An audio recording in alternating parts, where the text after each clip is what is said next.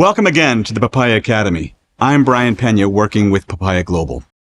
In today's course, Part 1, Managing Contingent Talent, Working with MSPs and Supplier Networks, you'll learn what you need to consider taking in charge of your contingent workers, the different approaches for managing workers, what MSPs do and how to engage them, payroll considerations, suppliers in action, and real-life use cases with practical tips for working with MSPs.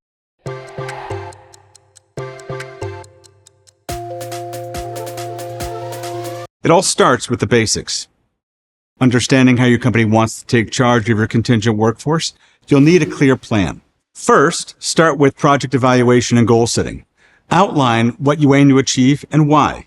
Is your multinational executing a specific new project or service or improving the management of your existing contingent workforce program?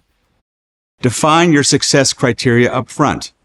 Timelines, deliverables, budget, and quality standards. What does good look like? This will guide decision-making and help you measure success later on. Next, think about resource planning and your hiring strategy. Determining the roles and skills you need and how long the assignment will take. Also, how will you find and employ your workforce, directly or through an agency? Understand local laws and compliance. Every country has its own labor laws and regulations around contract work. But you need to do this work up front to avoid legal issues later on.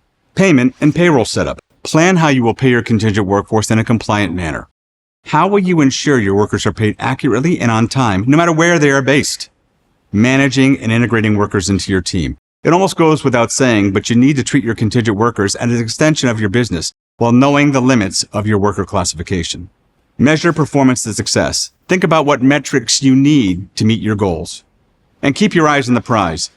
Managing the contingent workforce can become incredibly complex and costly. Program executives can get lost in creating an unwieldy process that creates more trouble than it's worth.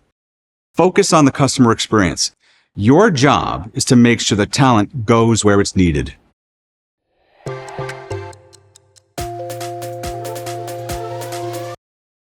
After you define your program needs, companies will typically follow one of a few paths to engage a contingent workforce.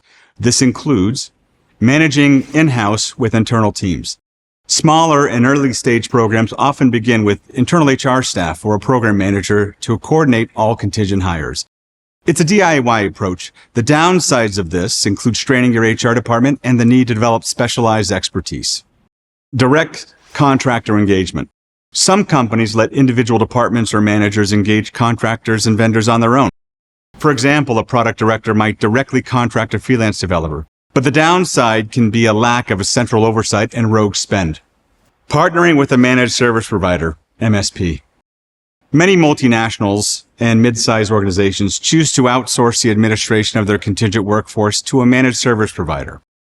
An MSP is a specialist firm that manages your contingent suppliers and runs the day-to-day contingent operations. We'll dive deeper into what MSPs do in the next section. Using an agent of record, AOR. An agent of record specifically engages independent contractors in a compliant way. They handle classification, verification, contracts, tax documents, and payments to those individuals. And outsourcing to a BPO. Another route is business process outsourcing, BPO, where you contract an entire function or project to an outside company. For example, rather than hiring customer service agents as contingent workers, you use an agency and white label their services. The downside can be less direct control over who is doing the work and potentially higher costs.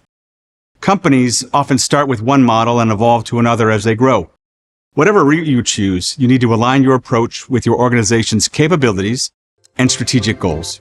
That takes us to the end of Part 1. There's a lot more to cover on MSPs and how to best work with them. We'll cover that in Part 2. Hope you can join us then.